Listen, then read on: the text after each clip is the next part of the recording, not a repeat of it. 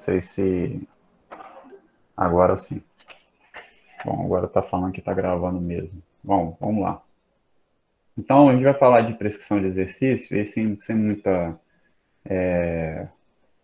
embromation, né? Vamos tentar ser mais direto possível. A ideia da prescrição de exercício é fazer com que a pessoa, né? O Colégio Americano tem uma definição do que é prescrição, e eles colocam que é um misto de ciência com feeling profissional, né? Então, é um misto de conhecimento científico com feeling profissional e mais técnicas de aderência e adesão fariam com que as pessoas, elas, nem é um conceito de prescrição de exercício mesmo não, mas é o que ele fala da prescrição. Ele fala que é algo meio místico, assim, vamos dizer assim. Tem a parte mística, mas tem a parte também científica e tem a parte fundamentada, né? Mas se a gente fosse fazer um breve histórico, a gente vai perceber que na verdade, num, num tempo não muito anterior, as pessoas, e até talvez hoje, alguns profissionais ainda atuam nesse caminho meio místico, assim, né? É o treino surpresa. Nem ele mesmo sabe o que ele vai dar naquele dia.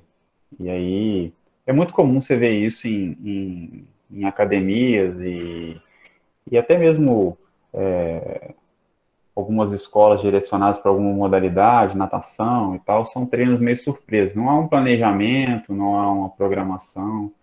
A gente vê muito isso, né?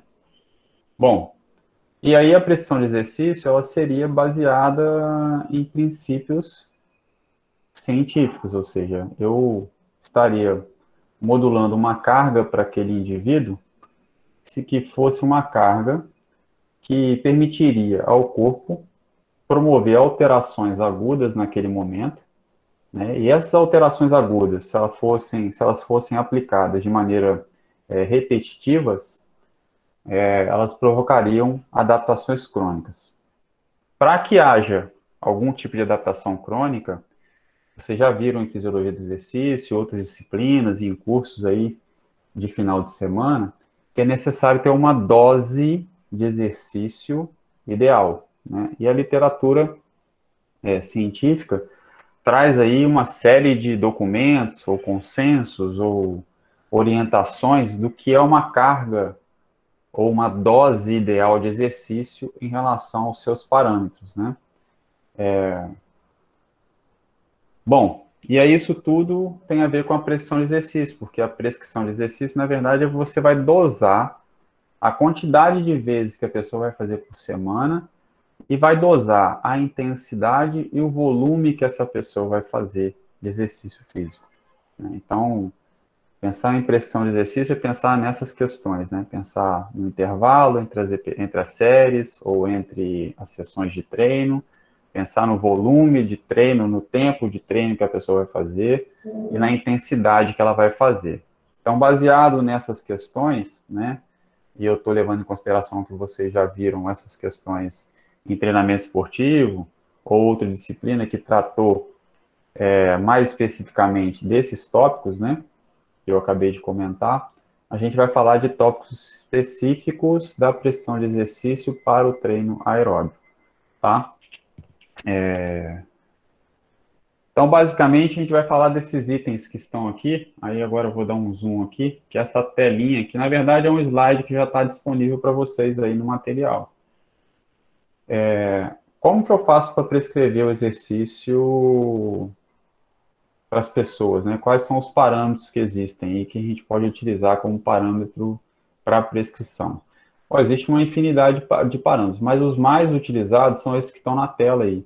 Eu posso prescrever pela percepção subjetiva do esforço, prescrever pela quilocaloria, ou seja, pelo dispêndio energético que a pessoa tem, ou o dispêndio da atividade, né, que ela vai ter por sessão de treino.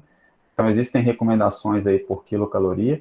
A gente pode prescrever pelos limiares, e aí eu teria que ter ferramentas como lactímetro ou analisador de gases para saber os limiares, ou então testes simples também, indiretos, como o teste de Concone, para descobrir quais são os limiares a partir da frequência cardíaca.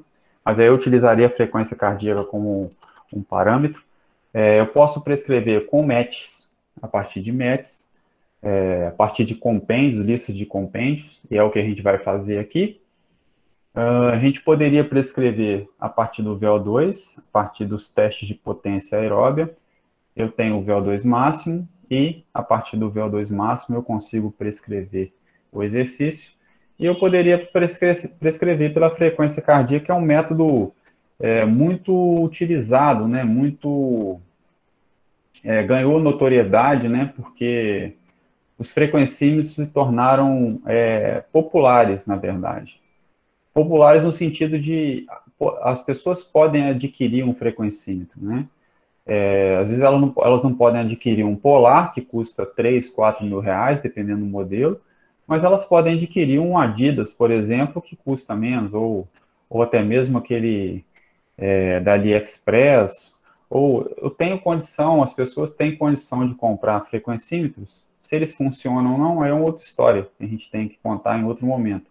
Mas as pessoas conseguem adquirir esses equipamentos hoje de maneira mais tranquila e conseguem monitorar a frequência cardíaca durante o exercício. Como vai ser o primeiro parâmetro que a gente vai mostrar, eu vou trazer para o lado de cá, para a tela, uma sessão de treino monitorada por frequência cardíaca. Então, aqui esse e aí é importante a gente deixar claro isso, né? O próprio Polar, ele já cria zonas de treino, né? E ele chama as zonas de treino por cor. E à medida que a cor vai ficando mais vermelha, né? Significa uma zona mais intensa. Tá? Então, ele divide em 5 zonas de treino.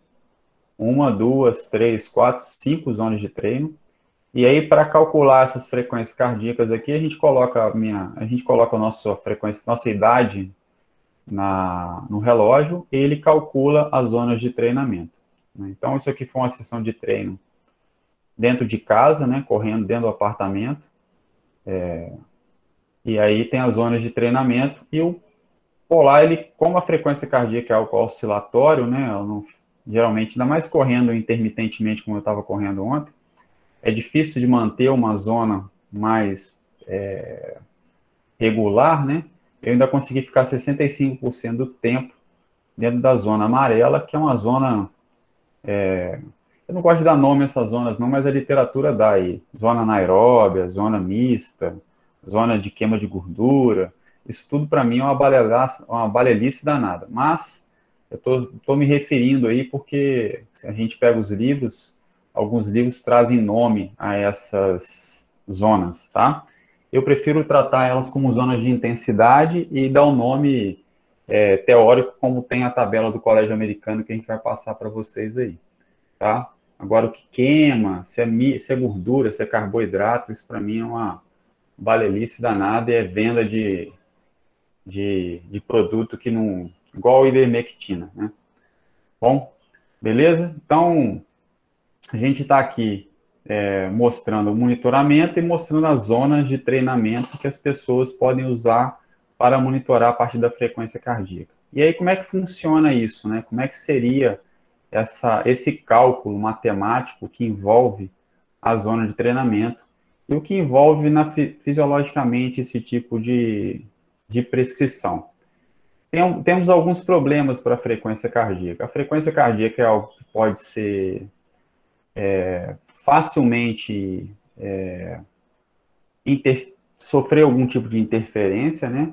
Principalmente interferências emocionais. A frequência cardíaca, ela sofre interferências emocionais. Temperatura é uma outra, e umidade também é uma outra variável que provoca alterações da frequência cardíaca, né? Então, esse tipo de interferência é difícil de você isolar, né? Falar que não tem interferência, ela tem uma interferência. Então, são alguns dos parâmetros, algumas das questões que podem interferir a frequência cardíaca.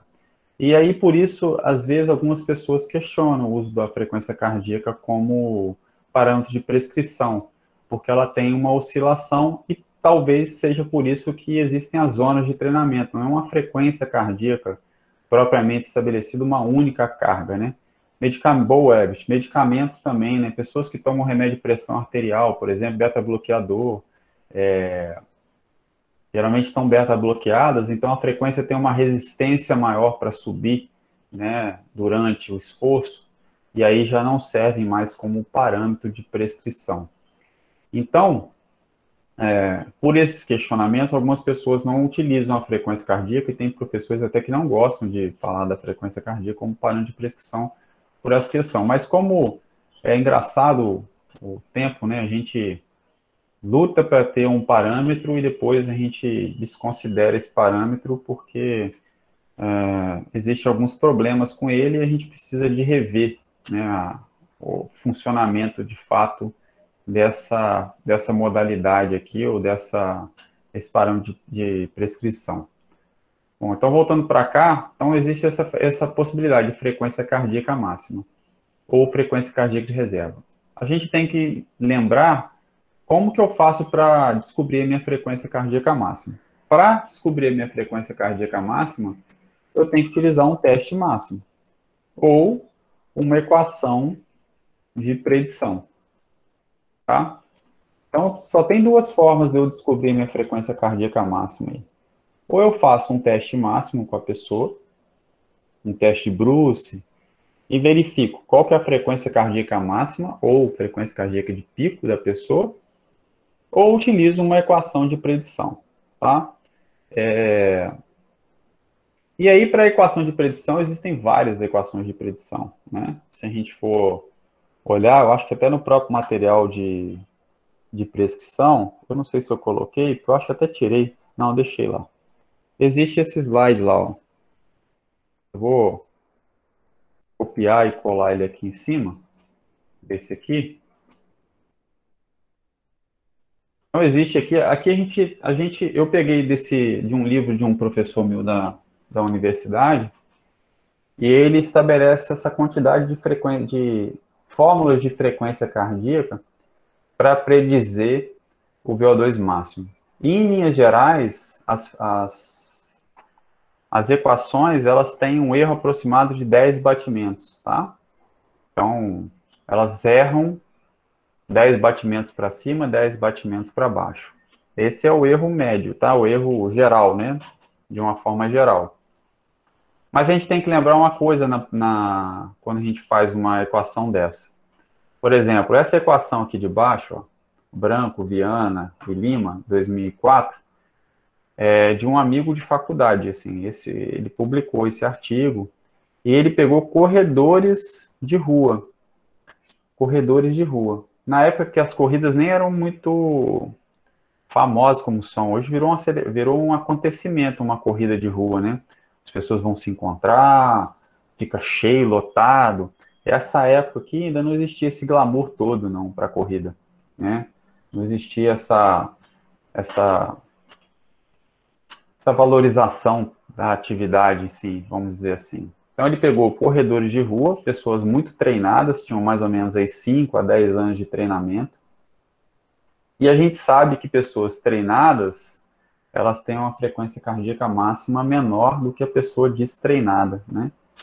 Então, e aí, consequentemente, a gente tem uma menor perda da frequência cardíaca ao longo do tempo. Então, essa equação aqui, ela é para corredores. Eu não lembro a faixa etária, mas esse artigo foi publicado na Revista Brasileira de Medicina do Esporte.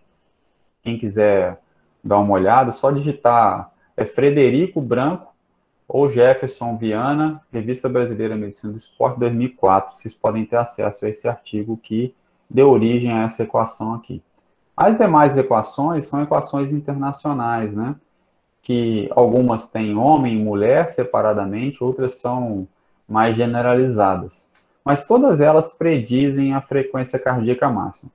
O que eu levo em consideração, né? Eu levo em consideração a origem da equação e a faixa etária que foi validada.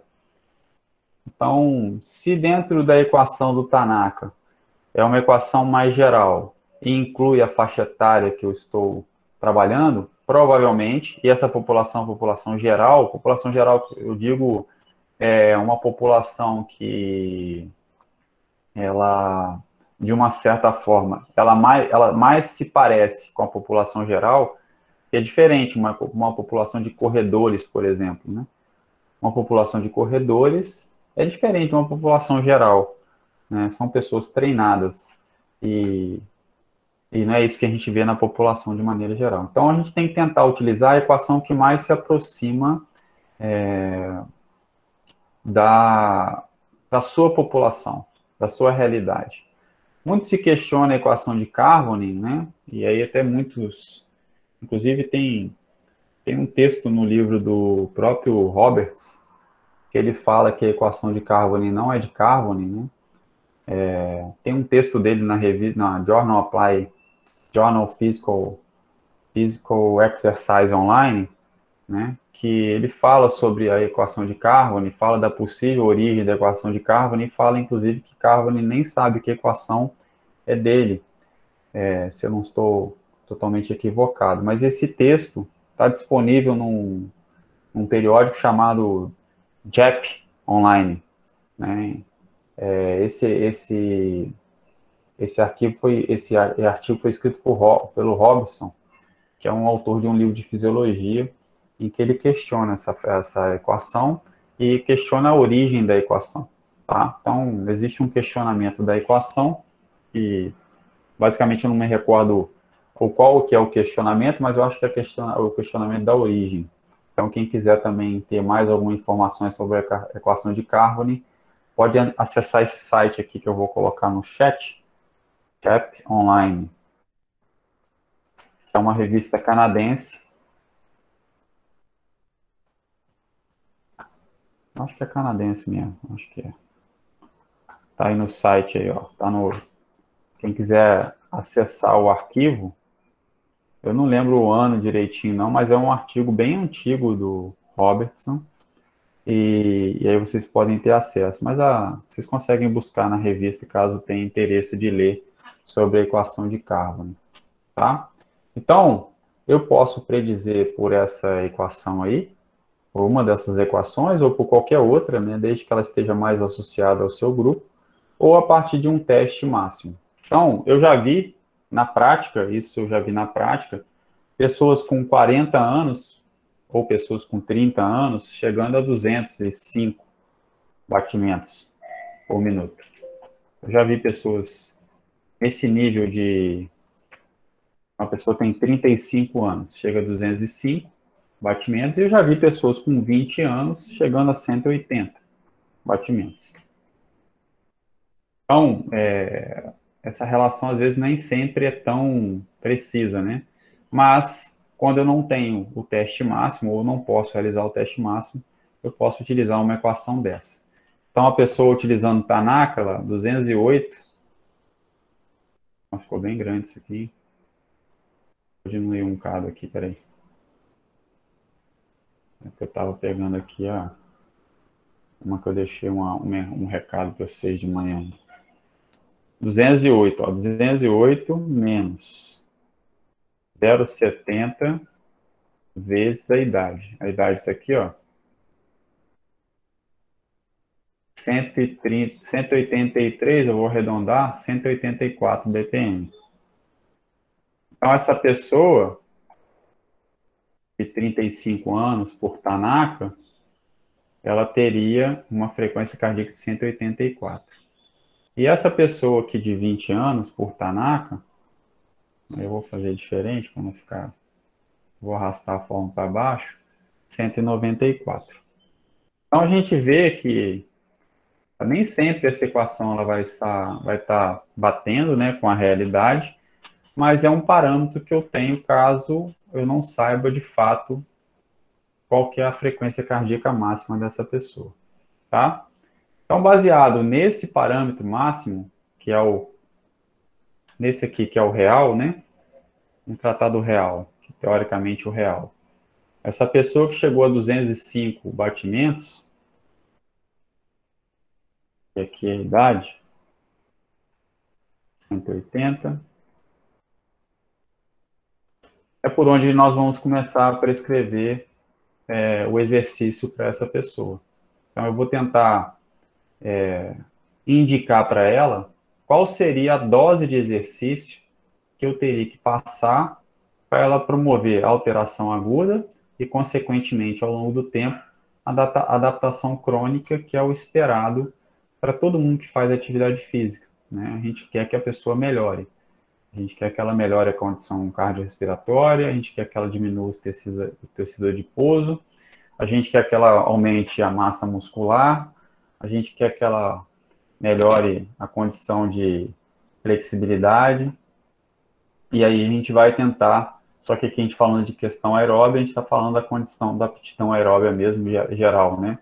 Então, eu tenho que tentar trazer para essa pessoa de 35 anos, 205 de frequência cardíaca máxima, eu tenho que tentar trazer qual seria a dose de exercício ideal para ela poder fazer, tá?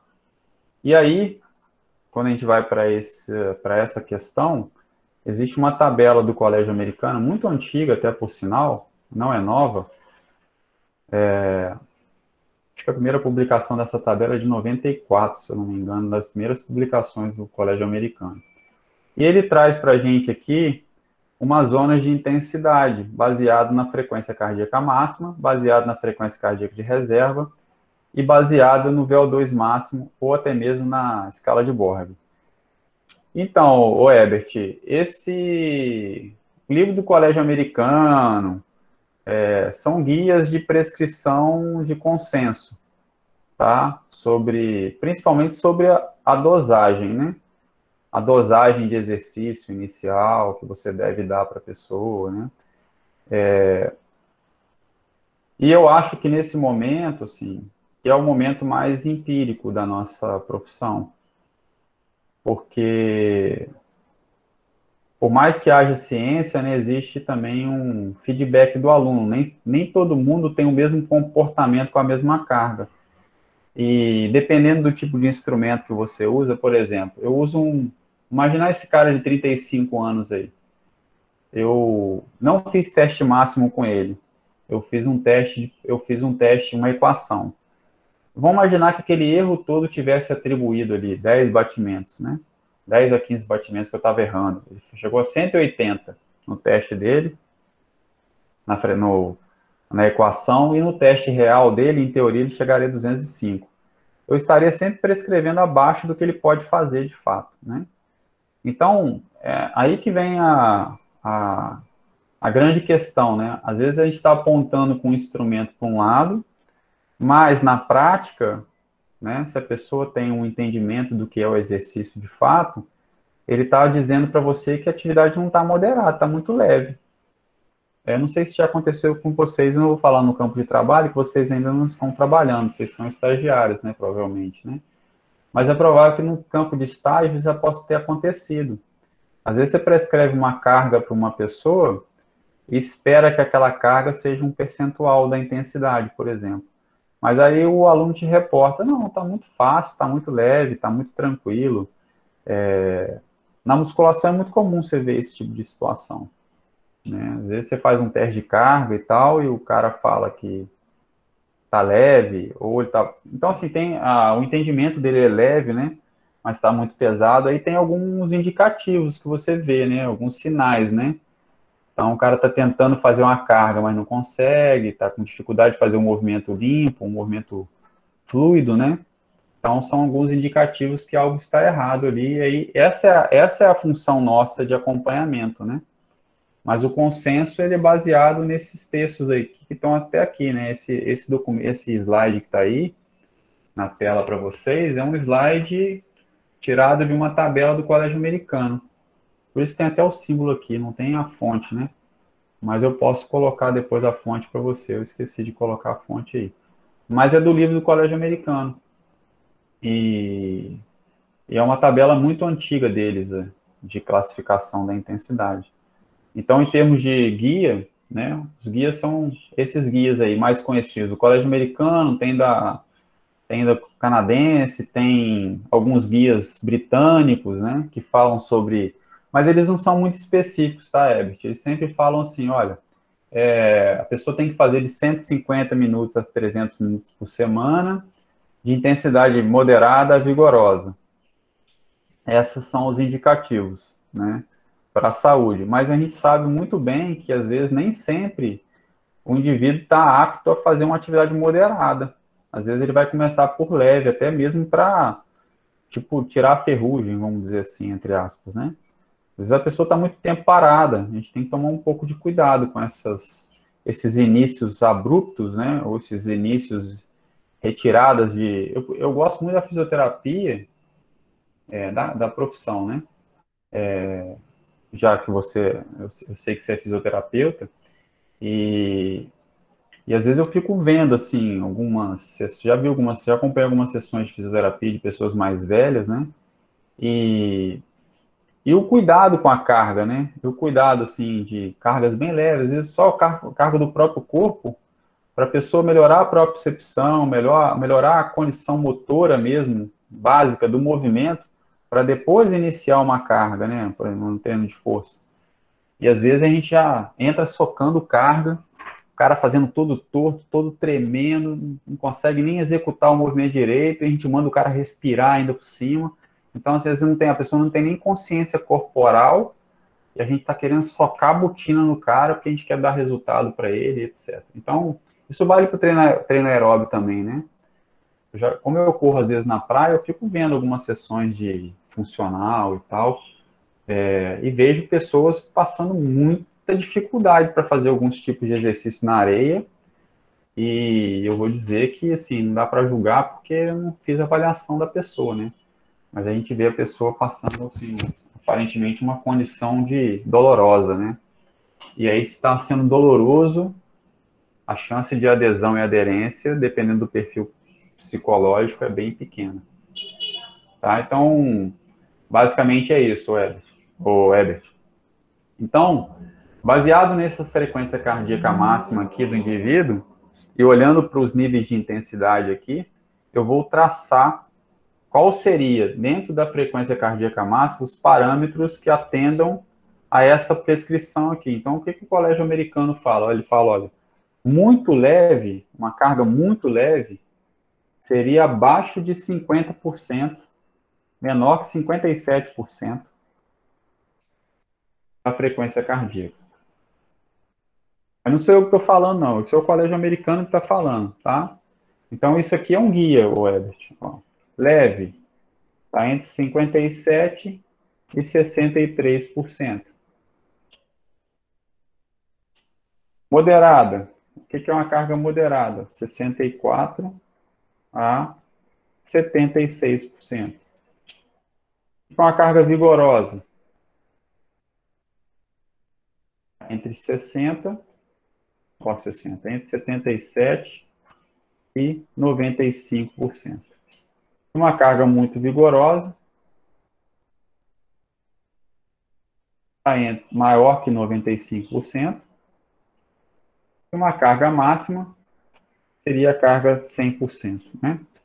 Então, o que a literatura recomenda? Né? Eles recomendam essa zona aqui de intensidade. Ó. Os caras falam que essa zona de intensidade aqui é uma zona capaz de trazer adaptações crônicas ao longo do tempo, né? Mas não impede de você trabalhar numa zona muito vigorosa, não impede que você trabalhe numa zona máxima, através de um HIIT, de um REIT da vida, né? Não impede. Mas é necessário que você tenha, você saiba que as cargas que promovem a alteração e adaptação aguda segura, né? São as cargas moderada vigorosa. Quando eu falo segura, né, não estou falando só de segurança cardiovascular, não. Segura em relação à lesão, segura em relação a outros aspectos, tá? Então, isso que é o recomendado, né? Isso que é o recomendado. Existem programas de treinamento, às vezes, aeróbico, que colocam cargas mais pesadas, né?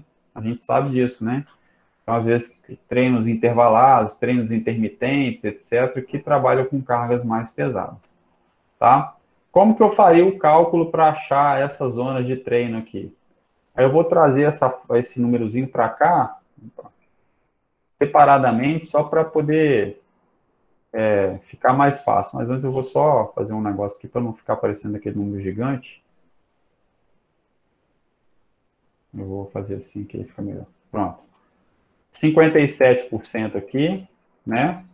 Que seria o limite mais baixo, né? Eu vou chamar isso aqui de limite. Putz, caceta, velho. Próximo.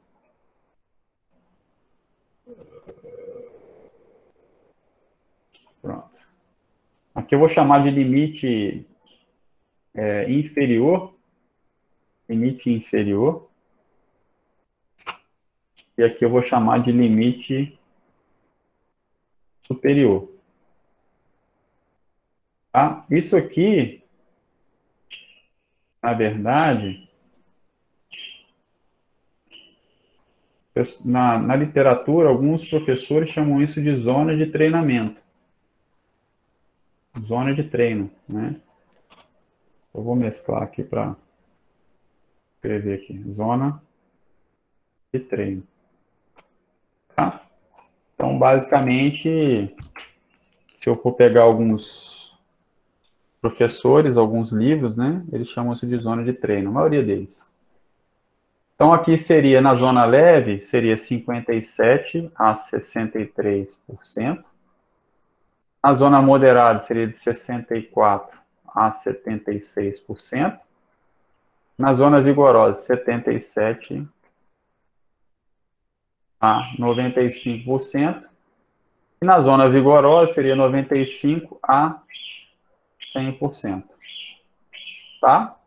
Então, isso seria aí, para mim, as zonas de treino. Estabelecidas por quem? Olha, estabelecida pelo Colégio Americano. É um parâmetro do Colégio Americano para frequência cardíaca máxima. Tá?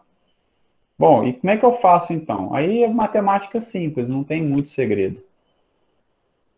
Então, para saber qual que é a frequência cardíaca de treino dessa zona leve aqui, a fórmula é frequência cardíaca de treino é igual a frequência cardíaca máxima vezes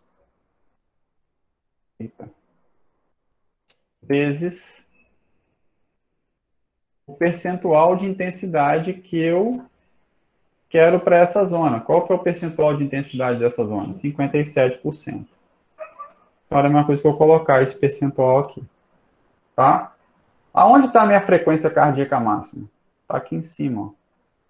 Esse cara aqui, 205. Então, aí eu tenho que dividir isso aqui por 100, porque se eu quiser colocar em percentual, eu tenho que dividir, opa, desculpa, eu tenho que dividir isso aqui por 100. Divido por 100. Então, em teoria, esse cara aqui de 35 anos, que fez um teste máximo, ele chegou a 205, ele, para fazer essa atividade, ele teria, numa zona muito leve para ele, tranquila, muito levinha, seria aquela zona azul, aquela zona cinza lá do polar, né? Esse cara, ele teria que estar a 117 batimentos. Então, eu monitoro a frequência cardíaca dele, verifico se ele está fazendo uma atividade abaixo de 57%. Tá? Para moderada, eu vou fazer a mesma coisa. Eu vou pegar a frequência cardíaca máxima vezes a intensidade dividido por 100. Vocês têm que lembrar, eu estou dividindo por 100 porque está em porcentagem, tá? Então, aqui abaixo de 150, 117, aqui acima de 117. E a outra, eu não sei se vai dar certo aqui, eu acho que não, vou ter que travar aqui vou travar aqui para ele ficar paradinho aqui, ó.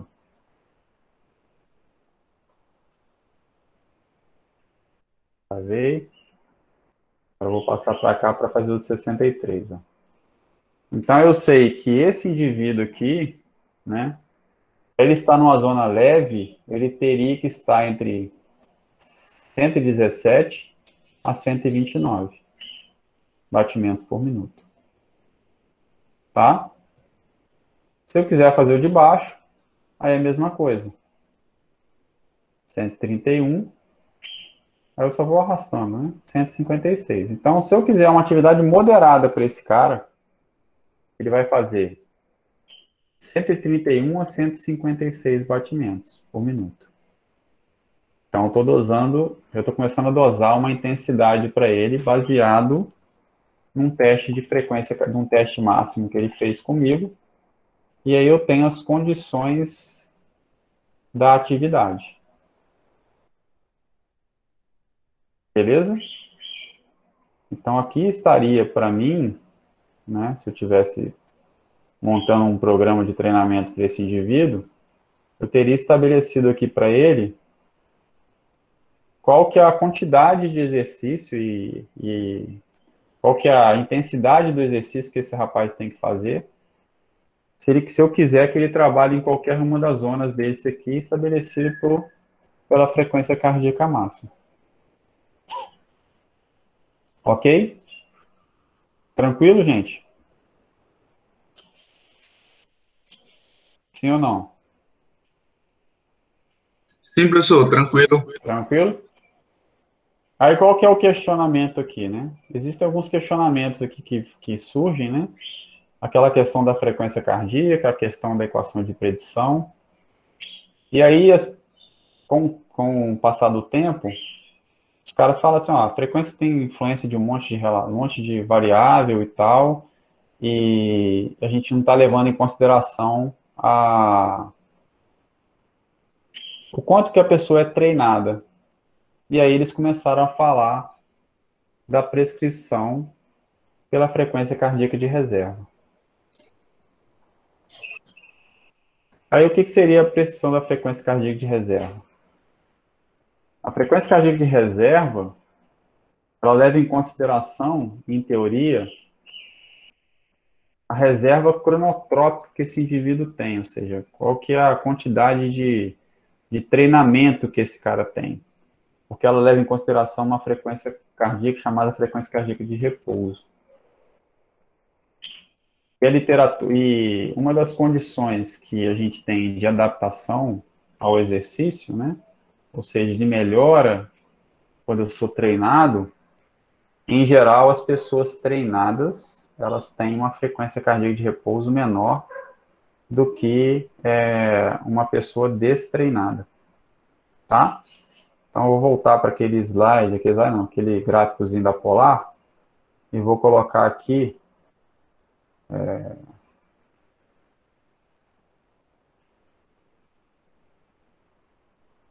ver se eu acho aqui, se eu consigo, né? Então, o relógio da Polar, ele monitora o sono, né? E aí, consequentemente, ele também monitora a frequência cardíaca também do sono. Então, isso aqui, ó, é a frequência cardíaca do sono. Então, eu consigo ter qual que é a menor frequência cardíaca que a pessoa tem, né? E aí que seria uma frequência cardíaca basal mesmo, seria a basal, praticamente. Bem relaxado. Como que eu deveria medir a frequência cardíaca de repouso? Geralmente, a frequência cardíaca de repouso, ela é mensurada pela manhã, ao acordar, né? Com um intervalo mais ou menos de uns 10 minutos, com a pessoa mantida, a pessoa tem que ser mantida na cama, né? E bem relaxada. Como eu falei inicialmente, a frequência cardíaca, ela sofre influência por N fatores. E pela manhã, quando a gente acorda, a gente tem ação de alguns hormônios que fazem a frequência cardíaca subir um pouco, né?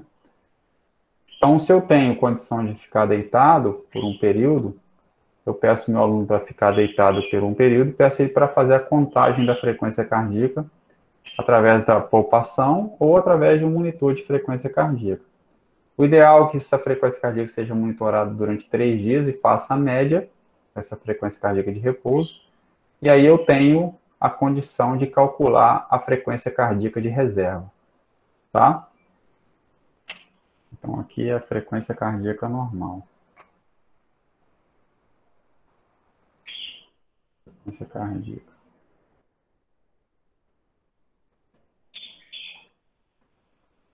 Oi. Beleza, gente? Tranquilo? Beleza, Frequência cardíaca. Beleza? Então, a gente tem aqui, então, um outro tipo de prescrição que, em teoria, ele considera a condição cardiorrespiratória da pessoa, que é a frequência cardíaca de reserva. E como é que eu faço isso? Como é que eu faço isso também não tem muito segredo, porque as equações estavam aqui, eu até coloquei aqui para facilitar. Então, essa aqui é da frequência cardíaca normal, essa aqui é a frequência cardíaca de reserva. Então, o que é a frequência cardíaca de reserva? A frequência cardíaca de reserva nada mais é que a frequência cardíaca máxima menos a frequência cardíaca de repouso. Tá? Então, prescrever pela frequência cardíaca de reserva significa que eu vou utilizar esse parâmetro de frequência cardíaca de repouso como um parâmetro para indicar essa possível condição treinada desse indivíduo que eu tenho. Então, vamos ver qual que é a diferença deles aqui, né? Como que seria essa diferença? Então, eu vou fazer a mesma coisa, eu vou pegar aqui, ó, sinal de igual. Aí ele insiste em fazer essa condição aí de... Eu vou só ampliar aqui para poder... Então, eu vou pegar aqui, ó, frequência cardíaca máxima. Vou colocar só um parênteses aqui. E aí foi algum dos erros que alguns fizeram. Minha planilha não está dando certo. Porque eu tenho que indicar para o Excel a prioridade das equações. Ele não sabe qual que é a operação matemática que vem primeiro. E aí, se você não faz isso, você acaba fazendo com que ele faça cálculo errado. Então, eu venho aqui, ó, frequência cardíaca máxima, menos a frequência cardíaca de repouso. Eu não sei a frequência cardíaca de repouso, eu não monitorei essa frequência cardíaca de repouso desse cara, então eu não sei. Vezes a intensidade, que no caso aqui é 57, e aí eu somo a frequência cardíaca de repouso novamente, mais a frequência cardíaca de repouso. Eu não sei onde ela está também, então eu vou colocar aqui. Então essa seria a fórmula para calcular. Vou tirar só o sinal de igual aqui, porque ele não vai me perturbar. Então, basicamente eu pego a minha frequência cardíaca máxima, menos a frequência cardíaca de repouso, vezes a intensidade da zona de treinamento que eu quero, mais a frequência cardíaca de repouso. Tá? Então, é como se eu somasse uma reserva cronotrópica a essa intensidade que foi estabelecida por uma condição de treinamento. Lembrando, a frequência cardíaca de repouso mais baixa, em teoria, é um sinal de treinamento. É um sinal de que a pessoa está treinada. Tá? Tanto que alguns autores até utilizam a frequência cardíaca de repouso também, monitorado durante um programa de treinamento, para verificar se a pessoa está se recuperando do treino que ela fez. Né? Então, parece ser um indicativo, parece. Tá?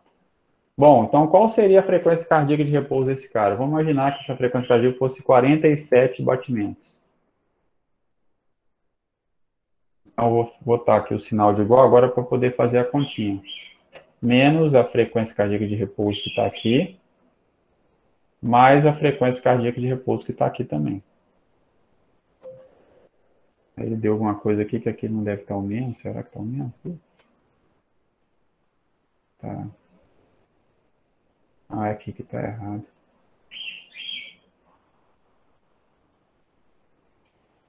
Vocês estão enxergando o que está errado aí, que eu não estou enxergando mais? Foi. Agora foi. E aí, como tudo parece certinho, mas não tá faltando dividir por 100, né? Porque eu não coloquei em porcentagem, então tem que sempre dividir por 100. E aqui tá esse cara treinado, esse cara treinado, ele teria, para a zona muito leve, ele deveria fazer uma atividade de 90 batimentos por minuto. Se eu arrastar para baixo aqui, lembrando que aqui é a frequência cardíaca de repouso, né? Nossa senhora, gente, que coisa horrorosa. Problema do inferno.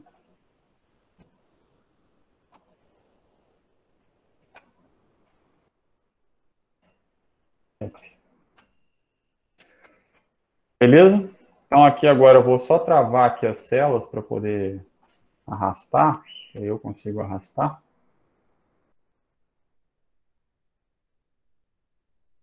Aqui também eu vou arrastar. Aqui também. Então se eu fizer agora para baixo aqui, ó, eu consigo achar dessa aqui e consigo achar. Então esse cara, para fazer uma atividade física leve, ele teria que ficar entre 90 e 100 batimentos. Se fosse Professor, moderada, só um minuto. Se fosse moderada, esse cara teria que fazer 101 a 120 batimentos. Se fosse uma condição vigorosa, 122 a 150. E se fosse muito vigorosa, ele deveria fazer entre 150, tem alguma coisa errada nesse cálculo aí. Cadê o percentual? Percentual da intensidade mais frequência cardíaca de repouso. Alguma coisa errada aí.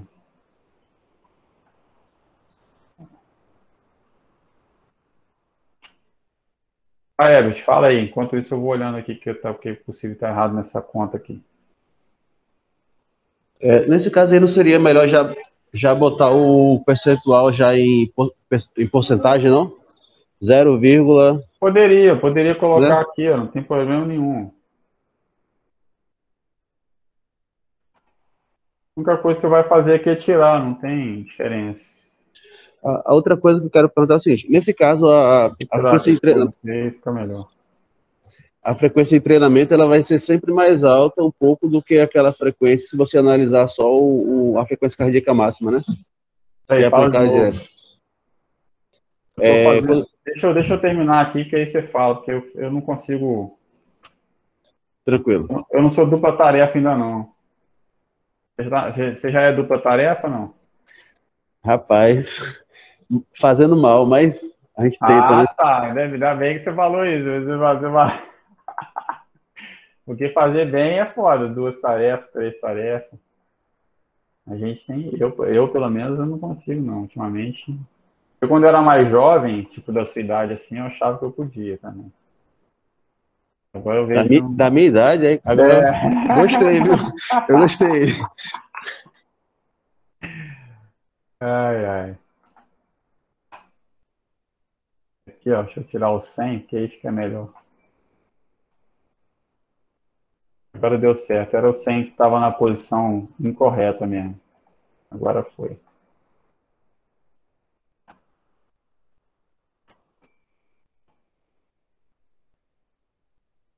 Agora sim.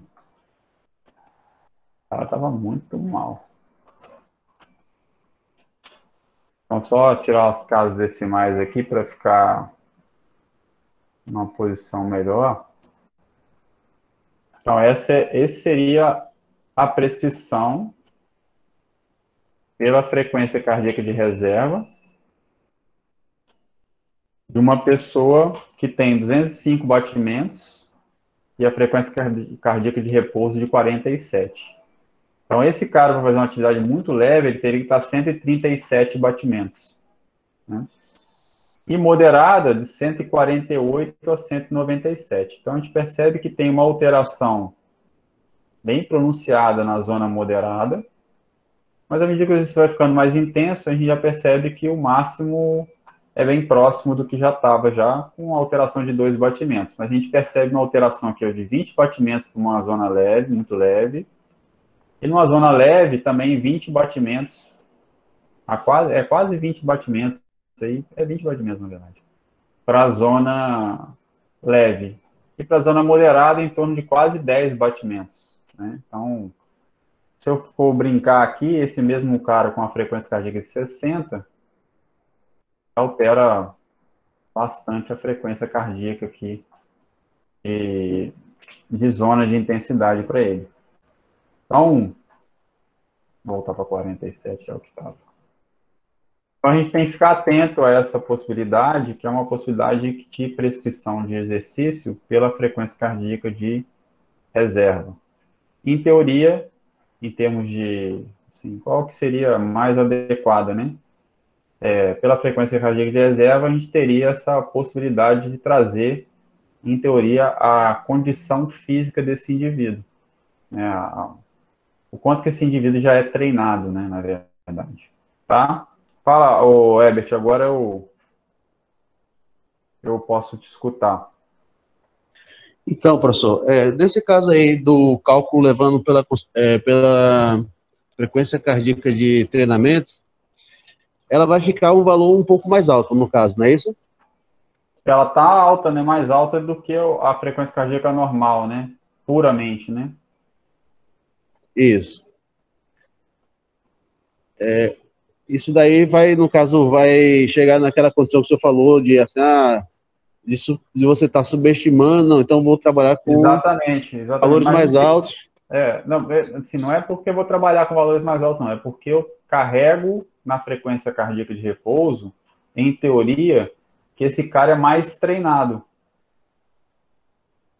Eu carrego isso na frequência cardíaca de repouso. E aí, consequentemente, eu tenho zonas de treinamento mais ajustadas à condição desse cara. É por isso. Sim, entendi. Perfeito. Entendeu? Uhum. Assim, em teoria, em teoria, tá? Porque pode ser que eu tenha frequência cardíaca baixa de repouso, porque eu sou beta bloqueado. Então, essa frequência cardíaca de 40, por exemplo, tem dia que eu estou dormindo que quando eu vou olhar para o monitor, está 41 a frequência cardíaca. Mas não é porque eu sou altamente treinado, é porque eu sou beta bloqueado. Então, eu tomo um cardio beta bloqueador que toda vez quando eu vou dormir, minha frequência cardíaca pode ser que eu esteja somando o meu treinamento ao efeito do medicamento. Pode ser, eu não tenho certeza sobre isso. Aí, nesse caso, seria pior, né? Nesse caso, você ia estar fazendo valores mais altos e provavelmente você já tem uma condição de base. Exatamente, porque no meu caso não é porque eu sou treinado. No meu caso é porque eu sou beta bloqueado. Mas você pode pegar pessoas que, por exemplo, já peguei ciclista para fazer teste, que o cara sentado na bicicleta, a frequência do cara era 48, pô.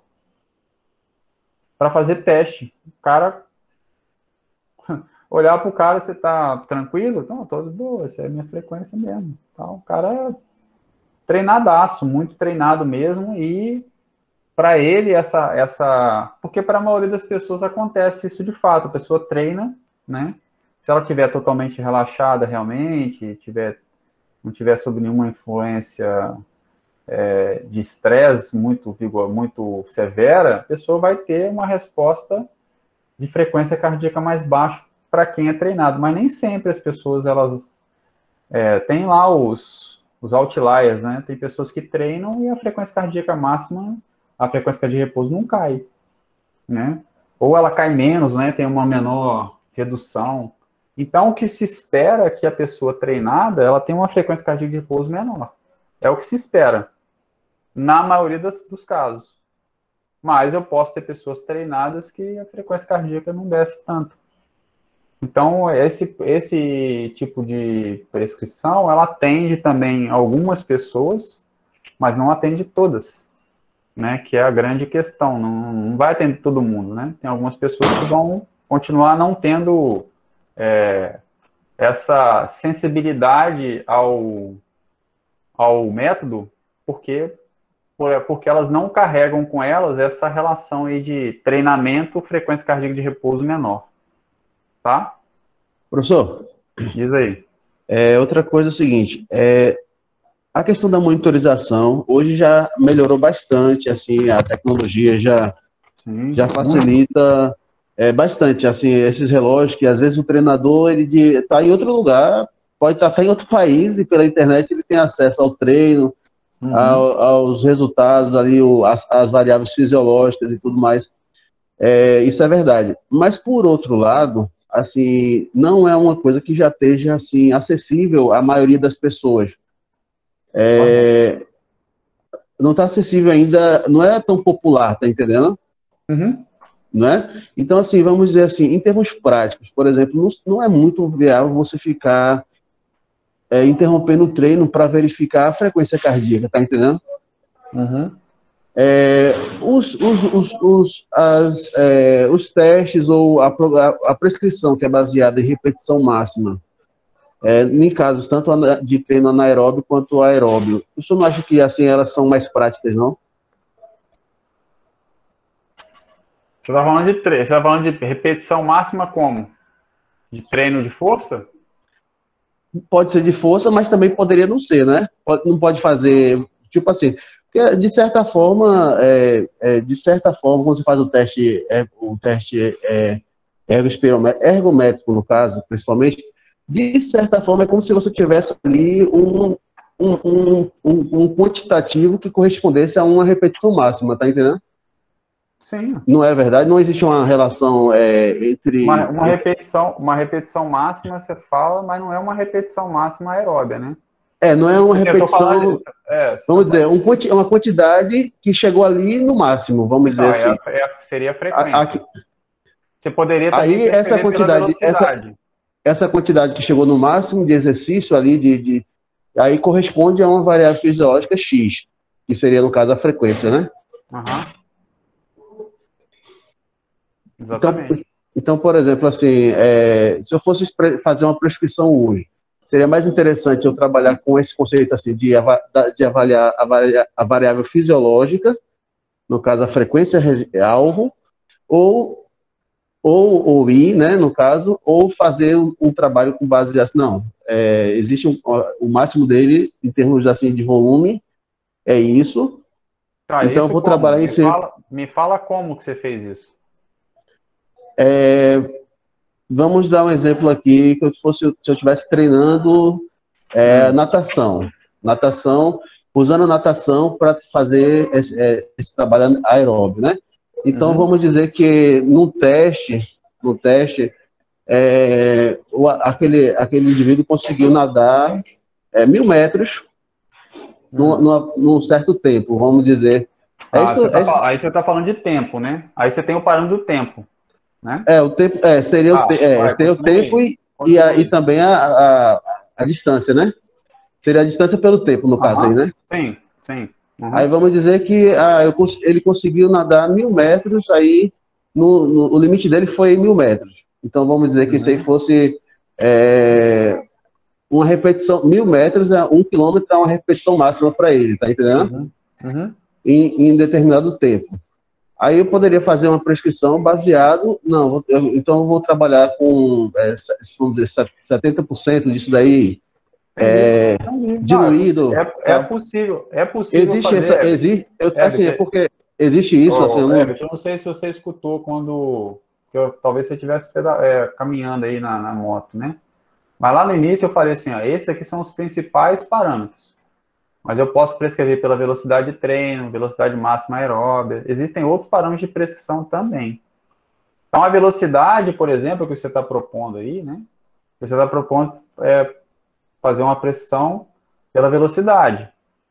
Você tem a distância e o tempo, e aí você vai prescrever por percentual de velocidade de treino ou pelo tempo dele, tempo total dele previsto para aquela... Aí você diminui o percentual da velocidade de treino. Então, na natação, por exemplo, eu posso treinar 50 metros por minuto. Não, você vai treinar hoje fazendo você vai fazer 100, a cada 100 você vai fazer com 2 minutos, porque esse cálculo dá mais ou menos 50% da sua capacidade, 60% da sua capacidade, do que você tem para esse tempo, esse 1 quilômetro que eu estou prescrevendo para você, por exemplo. Existe programa assim, a natação principalmente faz muito isso, né? A prescrição pela quantidade que a pessoa seria capaz, o percentual do tempo dela, para aquela distância ou para aquele parâmetro que você quer. Então é muito comum. Velocidade também, se você vê muito treino baseado em velocidade. A gente usa a frequência, apesar da sua fala de ser ainda distante, ela é muito menos distante que da minha época. Ninguém parava para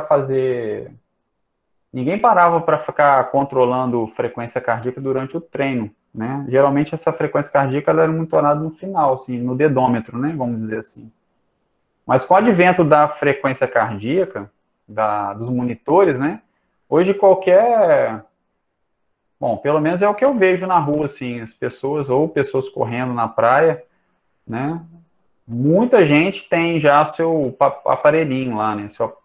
Seja um contador de passos, posso prescrever por passo também, se eu quiser, né? Então é possível você ter outras formas de prescrição, né? E cada forma de prescrição tem sua vantagem e desvantagem. Monitorar a frequência cardíaca é uma grande vantagem, mas a frequência cardíaca ela tem influência de outros meios, de outros fatores, né? Então, por exemplo, correr aqui em Recife, para mim, quando eu cheguei, era muito danoso. Era horrível, porque a minha resposta de frequência cardíaca não era normal. Para a mesma velocidade, vento contrário, né? Vento, você está subindo para o lado do Pina, está ventando o contrário, putz, é uma merda, porque são fatores que vão interferir diretamente a frequência. Lógico que a carga está pior, né? Porque você está contra o vento. Mas não é uma resposta normal. Temperatura aqui é muito quente, aqui também é muito úmido. Então, minha frequência cardíaca, meu corpo demorou para ajustar um pouquinho, e talvez hoje eu treine pela frequência cardíaca mais ou menos muito parecido com o que eu treinava em Minas, tá? Então, existem outros parâmetros. Eu não estou falando Professor, Oi. o senhor deu um exemplo excelente, e principalmente quais são as influências externas que podem influenciar na alteração da frequência cardíaca, principalmente em corredores. Pelo menos é muito difícil ver treinadores de corrida prescrever zona de treino por frequência cardíaca, justamente por causa dessas alterações. Então, eles prescrevem, fazem um teste específico e prescrevem a partir do pace, ou seja, do tempo ou da velocidade. Sim. Então, frequência cardíaca não é aplicada diretamente no dia a dia, né, de corredores, por exemplo, justamente por causa dessas alterações. Exatamente, assim, tem o lado ruim, né? Tem um lado complexo, assim, que até o pace, se você quiser manter o pace, mas contra o vento, você já não está naquela zona de intensidade que você está pensando em estabelecer para o cara, né? Se você tem uma zona de intensidade X, por exemplo, que você estabeleceu, eu vou trabalhar hoje na zona vigorosa, mas se você está contra o vento, talvez essa zona vigorosa não seja mais tão aplicável, né? Se você está pensando em zonas de treinamento, você está deixando aquela atividade já não está naquela zona que você está prevendo. Então, aquela programação de descanso ou tempo de recuperação já não é o tempo de recuperação que você estava prevendo para aquela zona. Mesmo o pace sendo o pace é o mesmo. Beleza, eu mantive o pace durante todo o programa, mas durante algumas partes do trajeto eu tive uma dificuldade maior de fazer. E por isso que a percepção, às vezes, ela entra muito claramente aí, né? As pessoas usam muita percepção também para fazer. Mas o pace, distância, velocidade são alguns parâmetros que são utilizados também para prescrição, né? São utilizados para prescrição também. Não vejo nenhum problema, assim, de utilizar o pace ou utilizar a frequência cardíaca. Eu gosto da frequência cardíaca, particularmente, né? Mas sei que ela tem dificuldade em alguns momentos, principalmente quando eu tenho situações adversas, né? Então, quando eu troco o terreno, quando eu troco, ou quando eu estou numa situação de vento muito quente e tal, e até mesmo é muito desgastante. Então, assim, o pace é legal porque eu consigo estabelecer para o cara, né? Qual que é o parâmetro seu por quilômetro que você vai fazer hoje. Aí você faz lá por pace, né? Só que tem a contradição quando eu estabeleço zonas de treino para ele. Então, essa é a questão, tá? A diferença basicamente, é quando eu estabeleço a zona de pace, eu não levo em consideração as adversidades locais também, porque eu vou manter o pace a qualquer momento, a qualquer custo, né? Eu tenho que manter o pace a qualquer custo, e o vento, terreno, essas coisas acabam inclinação, talvez, né? Também possa ser. Isso vai fazer uma variação de carga, como pode acontecer com a frequência cardíaca também. Então, são vantagens e desvantagens.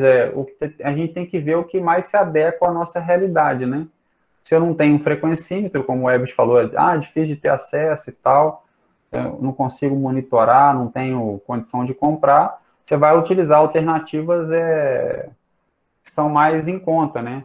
São mais baratas e talvez mais aplicáveis. Por exemplo, é o caso do pace, como é na natação, né, Ebert? Você acabou de falar da natação aí. Você é nadador, Ebert?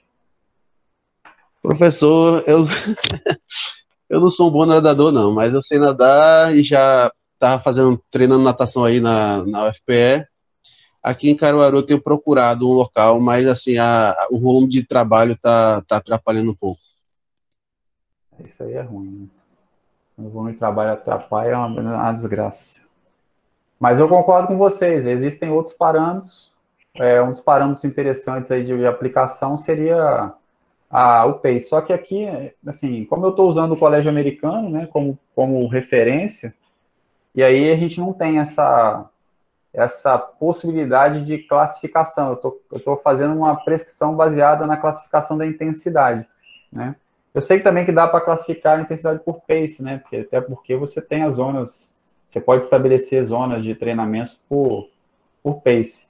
Só que, como eu escolhi trabalhar com o colégio americano, eu estou usando as ferramentas que o colégio americano me dá como forma de prescrição, com vantagens e desvantagens, né? Aí eu tenho que assumir as desvantagens também do método, né? Tá? Professor, diz aí. Se eu não estiver enganado, aquele método do Cooper, ele trabalhava com distâncias, né? Com distância e tempo de treinamento.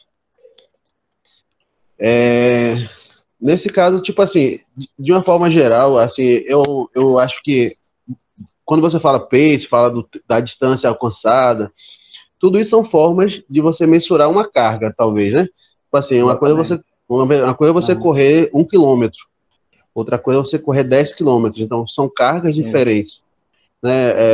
E talvez assim, quando você correlaciona 1 quilômetro a uma velocidade tal, seria uma forma talvez mais ainda precisa de você determinar uma carga, né? Uma coisa é você correr 1 quilômetro em 20 minutos.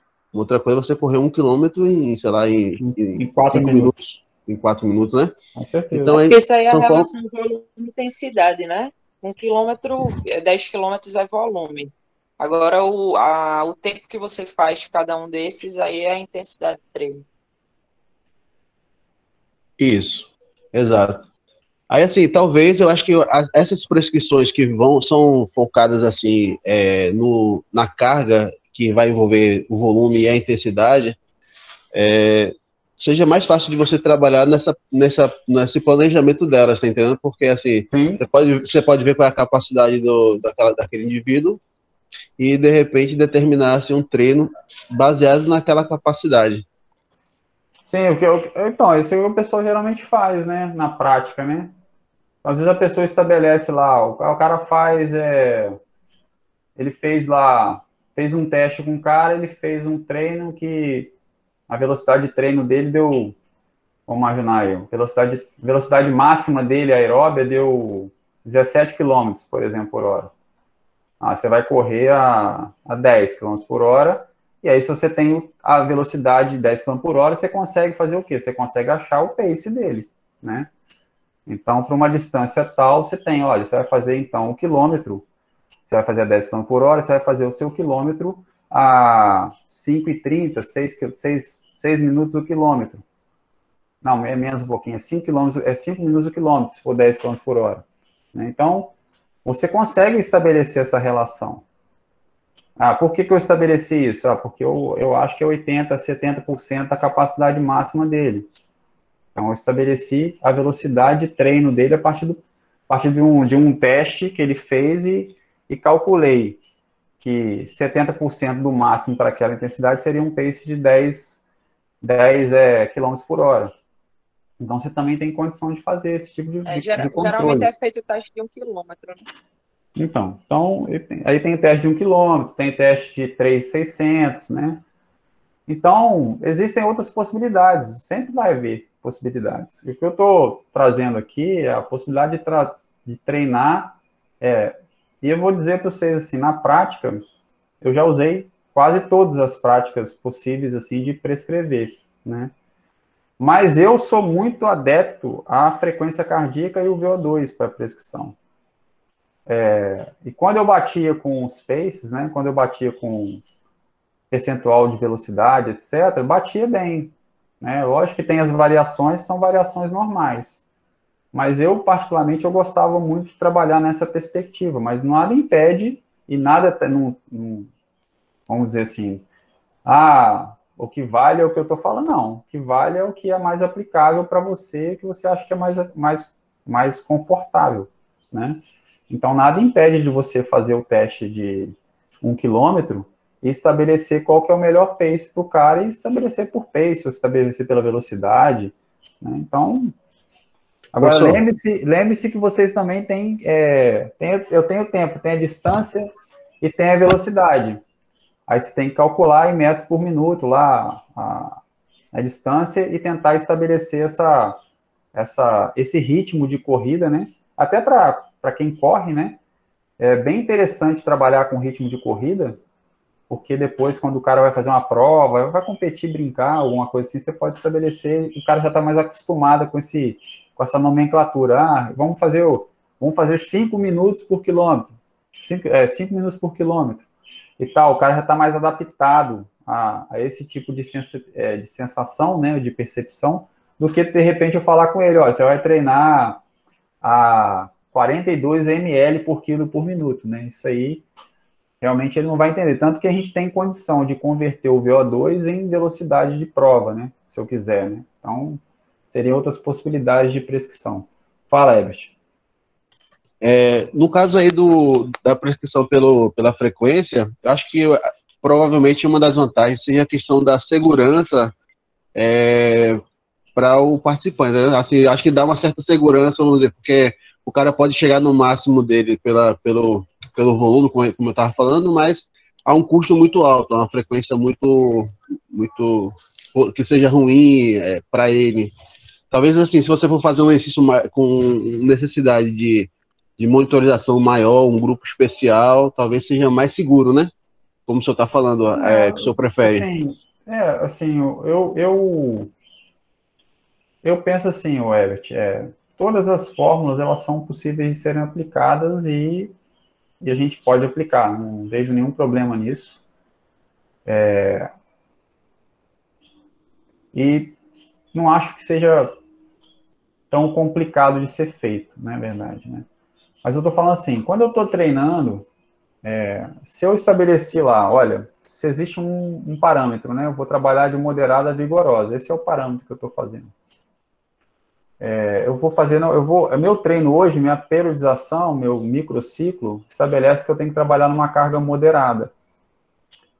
Então, eu sei qual que é a zona de frequência cardíaca que eu tenho que trabalhar na carga moderada. E também sei qual que é o meu pace, vamos dizer assim. Vamos imaginar que eu estabeleci o pace do cara. Se eu estou dentro do meu pace e tenho uma frequência cardíaca, estou com uma frequência cardíaca muito maior do que está estabelecido para aquela zona, daquele pace, né? Porque também, com o treino, você vai ver que, guardadas as medidas, as devidas proporções, né? Você consegue perceber que se a atividade estiver no estado estável, né? Apesar dela ser acumulativa ao longo do tempo, né, a frequência ela tende a ir subindo uns pouquinho, porque as mudanças a gente tem mudança fisiológica, a gente não tem controle, por exemplo, hidratação, nem sempre é possível você hidratar durante uma corrida, por exemplo. Às vezes a pessoa não leva garrafa, e a desidratação faz aumentar a frequência cardíaca, né, o calor faz aumentar a frequência cardíaca. Então, você trabalhar com várias possibilidades é interessante, porque às vezes a frequência está subindo não somente pela intensidade, mas está subindo por outras questões. E aí a percepção ela é importante, talvez entra a questão do... Por isso que talvez as pessoas prefiram aplicar o pace, porque existem outros fatores que influenciam a frequência cardíaca, vento, por exemplo, etc., que podem fazer a frequência subir, mas não necessariamente o vento é uma carga, né? É uma carga contrária, vamos dizer assim. Mas, por exemplo, o calor, a desidratação, apesar de eu achar que é um fator fisiológico importante, né? Mas em alguns momentos eu posso estar aumentando a frequência cardíaca por essas questões, mas a minha percepção do esforço ela continua a mesma coisa. Eu continuo achando que a carga está moderada. Então talvez esse seja um motivo da preferência do pace por algumas pessoas. Mas eu prefiro ter a segurança do estabelecimento da frequência cardíaca e ter o controle dessas zonas bem estabelecido. Porque se eu levo em consideração esse tipo de desgaste fisiológico para promover a nova carga que eu vou dar para esse cara, então eu tenho talvez um controle melhor de saber, olha, se eu dependente, não vou usar a frequência cardíaca, vou usar o VO2, por exemplo, que é uma outra forma de você prescrever, que utiliza outros parâmetros aqui de intensidade aqui nessa zona aqui, muda um pouquinho, mas que também tem relação com velocidade, por exemplo, posso colocar a pessoa uma velocidade tal e saber qual que é o VO2 dela, porque existe uma relação também de carga, né, de carga e consumo. Então eu consigo fazer também, e aí tem equações matemáticas que fazem esses cálculos aí, que fazem a conversão do VO2 em velocidade, e da velocidade eu posso estabelecer o pace. Mas aí eu tenho uma zona de treinamento que eu tenho uma segurança de estar trabalhando, né, ou tem uma progressão programada para aquilo. Hoje ele vai fazer uma carga moderada, semana que vem ele vai fazer uma carga vigorosa. Então, é como se eu estivesse ajustando a carga, controlando, ou brincando com essa carga, sabendo o que está acontecendo, né? E sabendo o que está acontecendo metabolicamente falando. Então, talvez a minha preferência seja por isso. Mas nada impede também de eu estabelecer por pace, sem estar controlando frequência cardíaca, sem estar sabendo, a princípio, né? Apesar que tem uma relação de pace também com as zonas, né? Obviamente. Mas é possível também. Então, assim, não tem o... Você pode trabalhar com todas elas ao mesmo tempo, né? Também. E ver quais são as incongruências que existem entre elas, né? Eu não vejo nenhum problema, cara. Assim, eu não tenho, como diz, eu não tenho fetiche por nenhuma delas. Assim. Mas, particularmente, eu gosto de trabalhar com frequência e VO2, né? Ou VO2 mais VO2, né? Quando eu trabalhava na prática, eu trabalhava muito com VO2, mesmo sendo o VO2 estimado, mas eu trabalhava mais com VO2 e usava o frequencímetro para controle, né? Geral, mas o parâmetro principal era o VO2. Mas, assim, não tenho nada contra nada, nem não posso dizer que um é melhor do que o outro, né? Porque assim, até hoje também não estou mais na prática específica prescrevendo treino para os outros. Então, não posso dizer quem seria o melhor, né? Ou qual seria a melhor aplicação. A gente tem que saber, a gente tem que tentar ver o que a gente se adequa melhor, né? E o que é mais confortável para a gente, talvez. Entendeu? Então, baseado é mais ou menos isso, sim. Mas vocês fiquem tranquilos e liberados assim para estabelecer o que vocês acharem melhor para vocês, ou que vocês confiarem mais, né? Não há nada impositório aqui, de forma alguma, né? Beleza? Tranks? Eu caí ou vocês caíram? Não, professor, ficou bem claro. Tranquilo, professor. O VO2 seria outra forma de prescrição, né? Eu teria a possibilidade de prescrever o VO2. Só que o VO2, assim, as fórmulas não modificam muito, né? Então, vou colocar aqui. Eu vou só copiar isso aqui, só para poder ficar igualzinho aqui.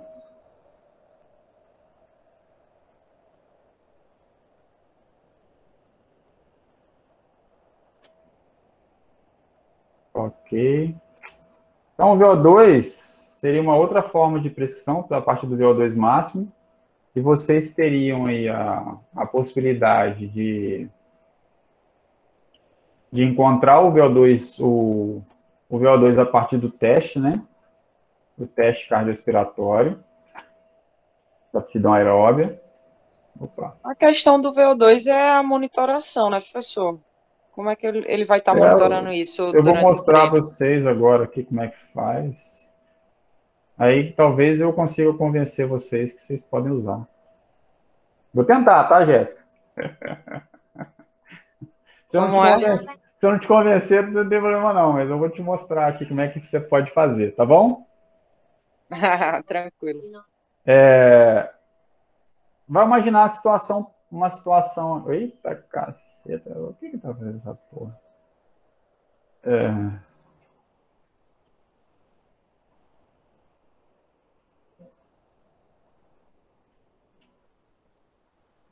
Ó, então eu tenho o VO2 aqui, o VO2 máximo de uma pessoa. Esse cara fez atividade lá para mim, fez lá a atividade e atingiu um VO2 de... Ele fez o teste e atingiu um VO2 de 54. E aí, ml por quilo por minuto. Esse cara fez essa atividade aqui. Ele fez um teste máximo, né? E atingiu lá um VO2 máximo de 54 ml por quilo por minuto. Então, para eu achar as zonas de treinamento, vai mudar um pouquinho, porque se a gente olhar essa tabelinha aqui, ó, muda a relação a 37, 37, 45 e tal. Então, eu vou mudar aqui, lembrando que eu estou mudando somente por causa do VO2. Depois a gente pode tentar fazer alguma coisa mais 0,37, 0,45, 0,46, 0,63, 0,64, 0,90, 0,90. Beleza? Então, eu mudei só por causa do VO2, tá? A frequência cardíaca é diferente. Bom, então, para fazer o cálculo, eu vou fazer a mesma coisa. Eu vou pegar o VO2 máximo vezes o percentual de carga que eu quero. Então, eu achei aqui. Aí eu vou só travar aqui para fazer as devidas levadas para frente, levadas para trás. Então, eu venho aqui e acho. Aí vem a questão que a Jéssica acabou de comentar. Pô, beleza, professor, você está falando para... Você acabou de falar aí, na sua fala, eu percebi que você não gosta muito de pace. Percebi que você é contra esse negócio de pace aí e tal, e que... Mas eu não sou nada contra. Inclusive, na natação, as pessoas têm o hábito muito de prescrever por pace, né? É muito interessante até. Aí, olha só. Então, eu tenho aqui, ó. A especificidade do esporte, né? Também, né? Natação é... E a natação tem um dificultador aí, né? Que o teste de VO2 na piscina, né? É um teste muito... E não existem muitas equações, né?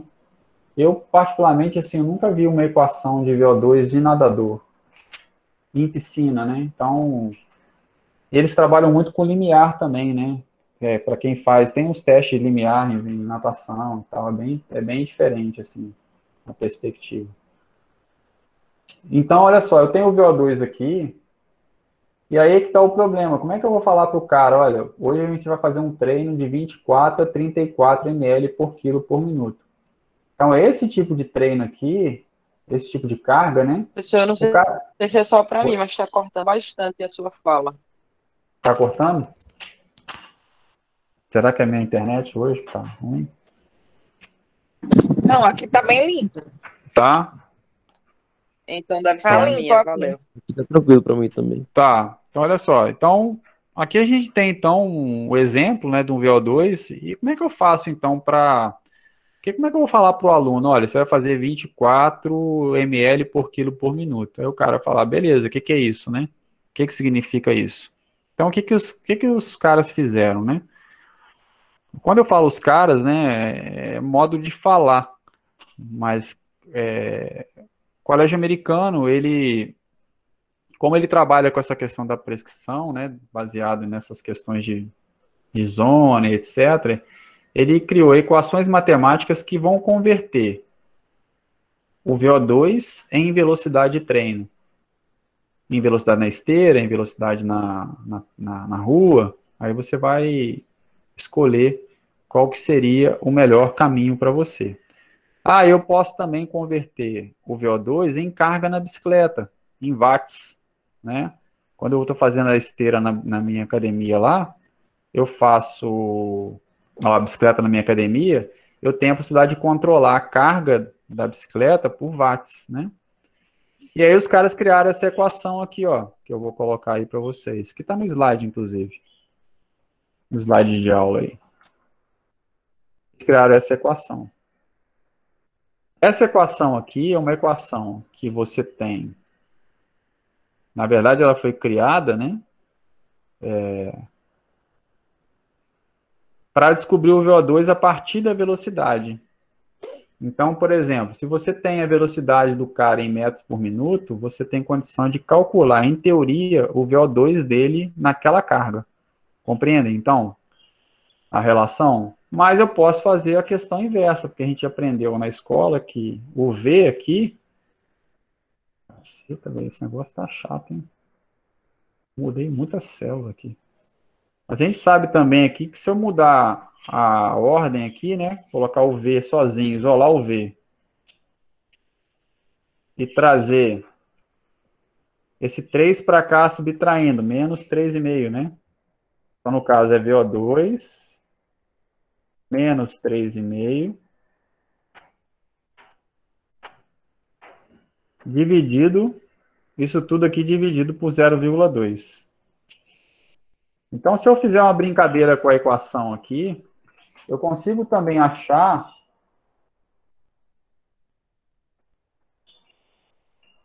a velocidade a partir do VO2 de trabalho. Então, da mesma forma que vocês lá, então, boa, aplicação para todo mundo, ó. Então, para quem já está trabalhando e trabalha com a prescrição do VO2, né? Lembrando que isso aqui é para atividade constante, isso aí eu não posso deixar de falar, tá?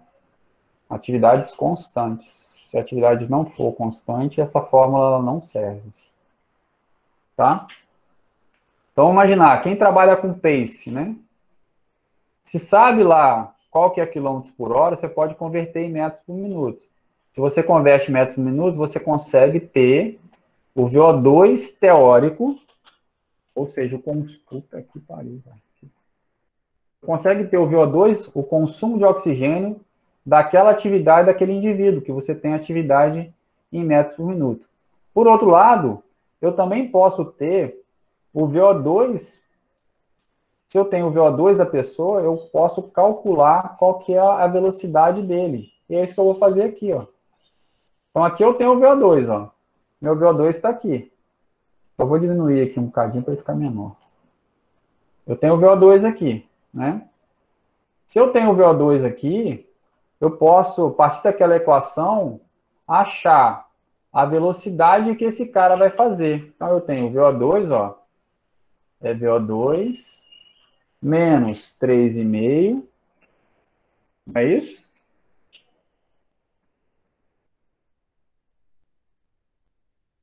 Dividido por 0,2. Então, aqui, esse cara, para fazer uma atividade muito leve, ele tem que fazer uma atividade de 80 metros por minuto.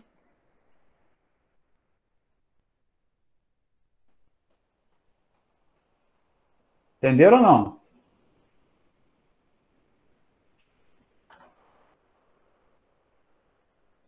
Então, se eu quiser continuar aqui agora, ó, eu quero agora fazer de todo mundo, né? Quero fazer para as outras intensidades. Eu vou fazer aqui, ó.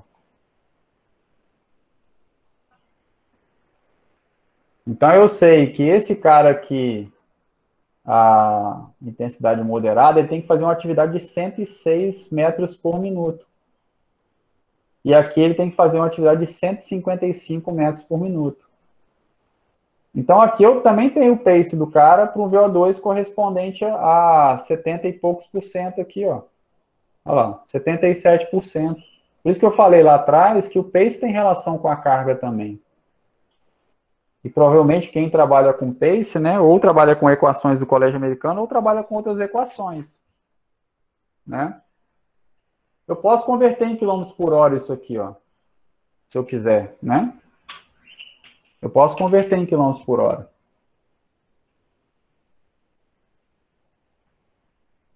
Então, se eu quiser converter isso aqui em quilômetros,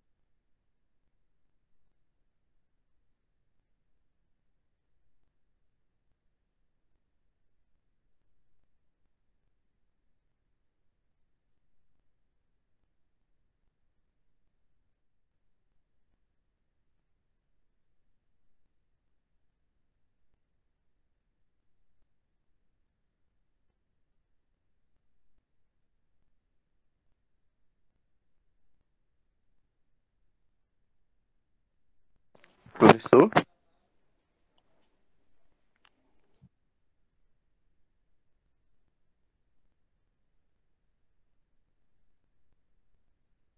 Agora não foi o meu, não.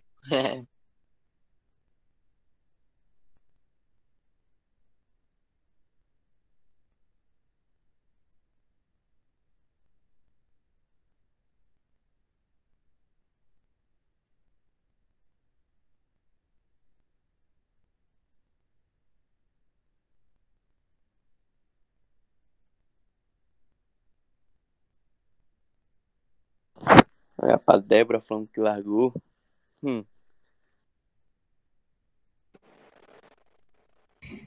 E aí, monitor? Galera, a gente Você pode tem falado, ter professor? quantas faltas aí, hein? Já A tô gente falando pode ter com ele quantas aqui, já. faltas? Calma.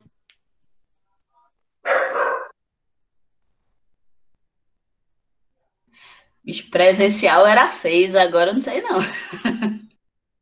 Então, segundo ele, pode ser substituído aí, né? Tal. Só que ele tirou hoje lá, ele tirou tudo. Não vai ganhar aqui, não. O professor caiu mesmo, pessoal, foi, velho? a minha luz acabou aqui em casa, aqui eu tô no meu celular aqui. Aí eu vou Ei, fazer o seguinte aqui, ó.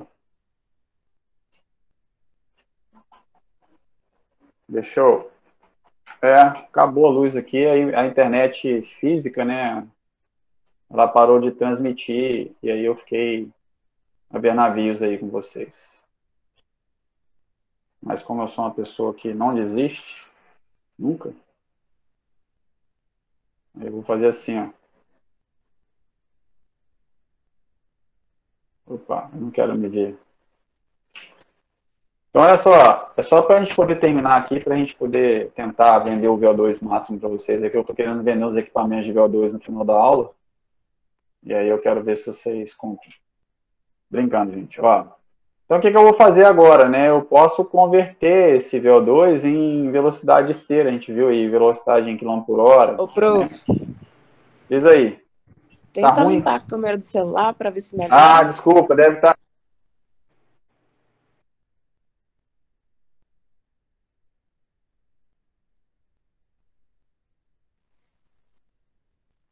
Opa. Acho que ele foi limpar, né? E deve ter apertado o botão de. Ai, coitado.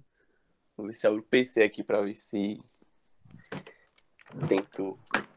Professor, você tá sem som. Abre o áudio, professor. Opa, agora foi. Vê se foi. Melhorou aí, não?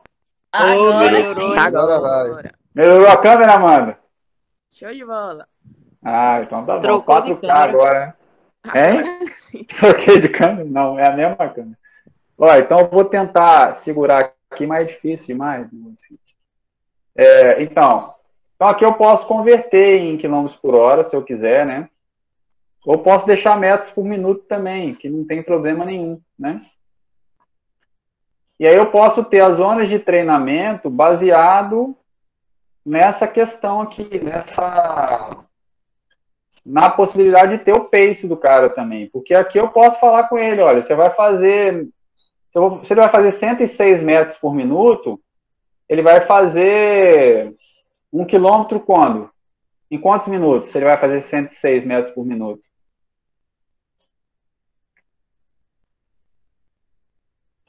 Seriam 10 minutos, né? Então, seu pace aí para essa carga aí é 10 km por hora. 10 km por hora, Deixa eu pensar aqui antes de falar, porque senão eu vou falar merda. 1 km a cada 10 minutos. Exatamente, isso, obrigado. Então, eu posso converter também, se eu quiser, né? Fazer as conversões internas aqui e ter a carga do cara em velocidade. Como eu posso também ter a carga na bicicleta, em watts. Basta pegar a equação do colégio americano que converte o VO2 de treino em carga em watts. Então, seria uma possibilidade, e aí para quem trabalha, por exemplo, eu vou inverter aqui um pouquinho. Para quem trabalha com pace, eu posso também ter a carga do cara, do VO2, a partir da velocidade dele aqui, né? Então, eu posso também ter o VO2 máximo dele. E para que eu vou querer ter o VO2 máximo do cara? Né? Qual que é a importância do VO2 máximo do cara? Saber o VO2 do cara dele. O VO2 máximo dele durante o exercício. Ó, tem várias importâncias. Eu posso estabelecer a zona de treino dele a partir da idade, né? Eu posso ter como calcular lá, como ter o VO2 máximo e como estabelecer para ele qual que é a zona dele de treinamento, né? Ter uma segurança mais fisiológica, talvez, ter essa carga fisiologicamente, e posso calcular o dispêndio energético da carga, do exercício, né? Então, eu posso pegar esse VO2 aqui, ó, esse VO2, e aí fazendo aqui rapidinho, que eu sei também que eu não sei se eu vou conseguir ficar segurando muito tempo isso aqui, e minha energia não voltou ainda, mas eu posso converter esse VO2 aqui agora em absoluto, ó. Eu vou tirar essa velocidade aqui só para aproveitar essa casinha aqui. E aí, para converter em absoluto, pegar o VO2 vezes o peso do cara, que eu não sei qual que é, a gente não colocou o peso dele, né? Dividido por 60, se eu não me engano. Tem que olhar, tem que olhar aqui, porque eu não lembro de cabeça, não.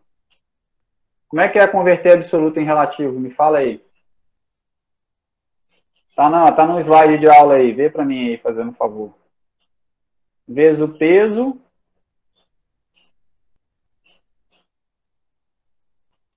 dividido por 60, é isso?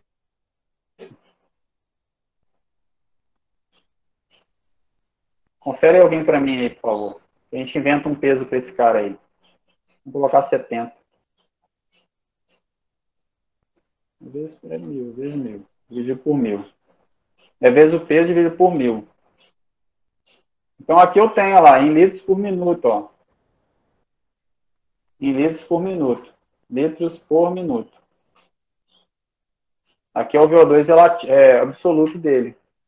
Então, se eu tenho o VO2 absoluto, eu posso calcular aqui, ó. Eu só vou trazer para cá para ter igualzinho aqui. Deixa eu ver se eu consigo fazer aqui sem fazer lenha. Fez. Então, aqui, ó. Isso aqui é o VO2 absoluto dele em litros por minuto. Então, se eu quiser aqui agora estabelecer qual que é o dispêndio energético dele, é só multiplicar por 5. Então, isso aqui por 5. Então, eu tenho aqui que esse cara, ele gasta na sessão de treino, se for moderada, de 8 a 11 quilocalorias por minuto. Quilocaloria minuto. Se esse cara faz 40 minutos de atividade, 40 vezes isso aqui, ele gasta numa sessão de treino 400 quilocalorias, que é muito próximo ao estabelecido pelo Colégio Americano por sessão de treino, 500 quilocalorias por sessão de treino. Tá? Então, eu tenho aplicação prática, aqueles que usam PACE, né? Ou que preferem usar o PACE, eu posso achar o VO2 de treino do cara e posso converter aquele VO2 em dispêndio energético. Então, se eu estou trabalhando com um profissional de nutrição, auxiliando esse cliente no emagrecimento, alguma coisa assim, eu tenho como estabelecer qual que é o dispêndio energético desse cliente. Se eu tenho como estabelecer o dispêndio energético desse cliente, você pode trocar uma ideia com o profissional e estabelecer com ele o déficit energético que esse cliente vai ter, alguma coisa assim nesse sentido. Então, a partir do VO2, eu tenho essas aplicações, né? De ter essas condições de cálculo e etc. Tá? Beleza, gente, ou não? Beleza, professor? Quem falou beleza aí? Eu não vi. É o Ademir? Isso. Beleza. Entendeu, Amanda? Ou Amanda não, a Jéssica. Entendeu, Jéssica? A possibilidade de você usar, mesmo usando o PACE, você pode achar o VO2 de treino dele a partir dessa equação aqui, tá? E aí, a partir da equação, você tem o VO2 e você pode fazer os cálculos metabólicos aí de quanto que é o dispêndio energético dele, etc. Beleza? A Jéssica está indo ou ela caiu?